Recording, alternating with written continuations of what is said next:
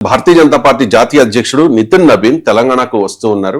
Sir, Nitin Nabin ను Bharatiya Janata party అధిష్టానం తెలంగాణ బీజేపీకి చికిత్స చేయడానికి పంపిస్తోంది అనే ప్రచారం అయితే జరుగుతోంది సార్. అంటే ఇంటర్నల్ ప్రాబ్లమ్స్, అలాగే పని చేయని నేతలపై నజర్ పెడతారట నితిన్ నబీన్. ఏంటి సార్, తెలంగాణ బీజేపీకి ఎలాంటి చికిత్స అవసరం సార్? Nitin Nabin all India president, మళ్ళీ ఆయన ఇంకోరు పంపించిన ఏంటి? మీరు చాలా ఆశ్చర్యంగా మాట్లాడుతున్నారు. ఆయనే ఆల్ ఇండియా ప్రెసిడెంట్ కదా, ఆయనే ఇంకెవరైనా పంపిస్తాడు? ఇప్పుడు ఆయనే రంగంలో దిగుతున్నాడు కదా. ఇప్పుడు ఆయనే కాదు, అంతకుముందు మోడీ తెలంగాణ ఎంపీలతో సమావేశమయ్యారు, గుర్తుండే ఉంటుంది. దానికన్నా ముందు బిఎల్ సంతోష్ వచ్చి పార్టీ కార్యవర్గంతో సమావేశమయ్యారు.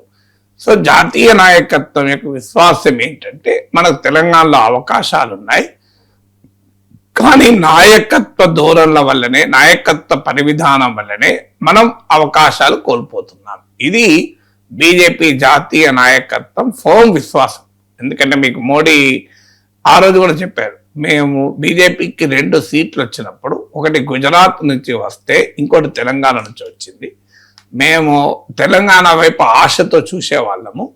మరి వాళ్ళ బీజేపీ గుజరాత్లో ఎక్కడుంది, తెలంగాణలో ఎక్కడుంది అని కంపారిజన్ కూడా చేశారు. సో మనకు ప్రజలు ఓట్లు వేయడానికి సిద్ధంగా ఉన్నారు, కానీ మీరే పనిచేయడం లేదు అని కూడా మోడీ వ్యాఖ్యానించినట్టు మనకు పత్రికల్లో కూడా వచ్చాయి. తర్వాత మీకు పార్లమెంట్ ఎన్నికలకు వచ్చే వరకు బీజేపీకి భారీగా ఓటింగ్ వస్తున్నాయి, సీట్లు వస్తున్నాయి. అంటే మోడీకి ప్రైమ్ మినిస్టర్ చేయాలి అన్నప్పుడు ఓట్లేస్తాను, కానీ తెలంగాణలో అధికారం ఉన్నప్పుడు ఓట్లేడం లేదు. మీకు ధర్మపురి అరవింద్ సందేహానికి కూడా, ధర్మాగ్రహానికి కూడా వ్యక్తం చేశారు. ఏంటి, మా పార్టీకి ఇప్పటి వరకు 3 సార్లు తెలంగాణ అసెంబ్లీ ఎన్నికలు జరిగితే 2014లో 5 సీట్లు, 2018లో 1 సీటు, ఇప్పుడు 8 సీట్లు, మొత్తం కలిసి 14 సీట్లు వచ్చాయి.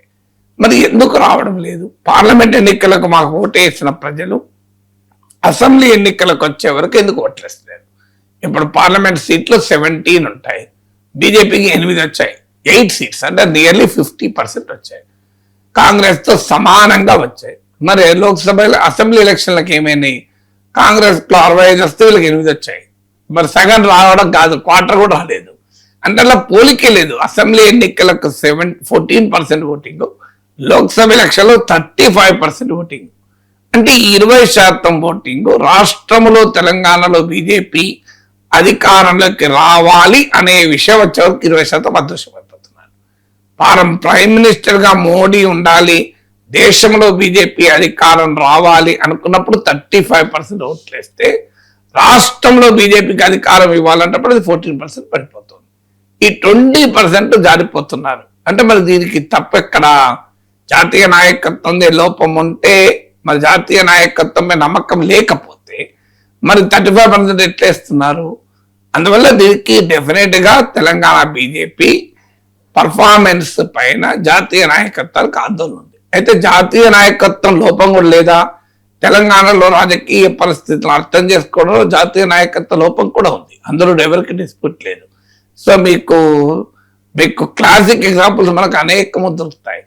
తెలంగాణలో తెలంగాణ సెంటిమెంటు ఏ పార్టీనైనా నడిపిస్తుంది. ఇక్కడ అందరికీ తెలిసింది, తెలంగాణలో ఓట్లు రావాలంటే తెలంగాణ సెంటిమెంట్. అందుకే పవన్ కళ్యాణ్ తెలంగాణ వచ్చినా ఏం చెప్తున్నారు?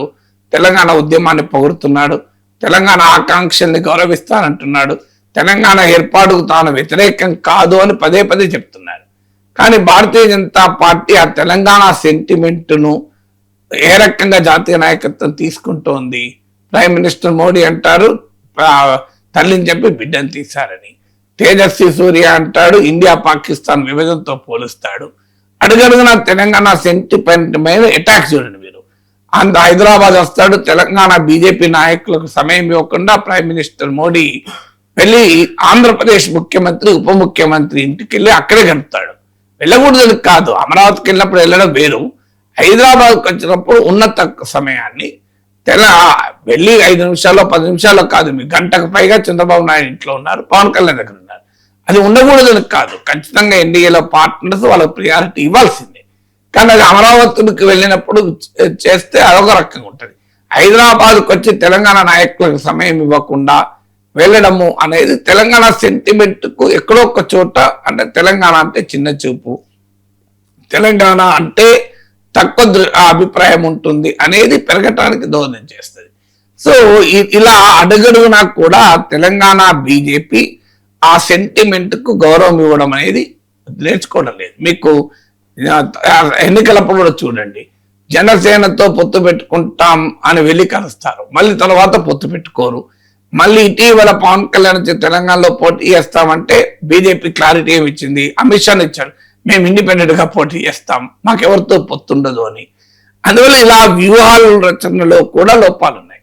ఇక పార్టీ నాయకుల మధ్య సమన్వయం లేదు, బహిరంగంగానే విమర్శించుకుంటారు. ఇవన్నీ మనకు తెలియదు కాదు, అనేక కథలు మనం చెప్పుకున్నాం. చాలా బహిరంగంగానే ఒకరి మీద ఒకరు విమర్శలు చేసుకుంటారు, సమన్వయం ఉండదు, ఆశించిన స్థాయిలో పనిచేయడం లేదు నాయకులు. సో నాయకులు పదవుల్లో ఉంటారు కానీ పర్ఫార్మెన్స్ ఉండదు. సో ఇదంతా కూడా తెలంగాణ బీజేపీ పైన జాతీయ నాయకత్వం కంప్లైంట్. ఇక్కడ సరైనటువంటి కోఆర్డినేషన్ లేదు. ప్రధాన ప్రతిపక్షంగా ఉండే అవకాశం వచ్చి కూడా 35% ఓటింగ్ వచ్చినప్పుడు లోక్సభ ఎలక్షన్ లో దాన్ని ఆ మొమెంటం నిలుపుకోలేకపోయారు.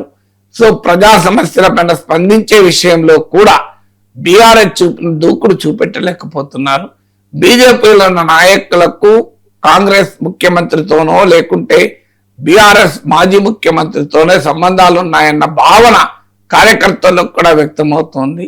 సో ఇలాంటి అసలు బీఆర్ఎస్ తో పొత్తు ఉంటుందా ఉండదా అనే విషయంలో రోజుకో మాట మాట్లాడడం. ఒక నాయకుడు అంటాడు బీఆర్ఎస్ తో పొత్తు పెట్టుకుని తప్పేందని, ఒక పార్టీ ఎమ్మెల్యే అంటాడు లేదు పొత్తు లేదు మేము ఎట్టి పెట్టుకొని ఇంకోరు అంటారు. సో ఇలా ఆఖరికి తెలంగాణలో హిందుత్వం వల్ల పెరుగుతామా లేదు అభివృద్ధి అనే స్లోగన్తో పెరుగుతామా అనే విషయంలో కూడా ఏకాభిప్రాయం ఉండదు. సో ఇలా ప్రతి దాంట్లో కూడా గందరగోళం అనేది బీజేపీలో కనబడుతోంది. అందువల్ల బీజేపీకి చికిత్స అనేది పెద్ద పదం కావచ్చు కానీ something is seriously wrong with the Telangana BJP అనేది జాతీయ నాయకత్వ అభిప్రాయం.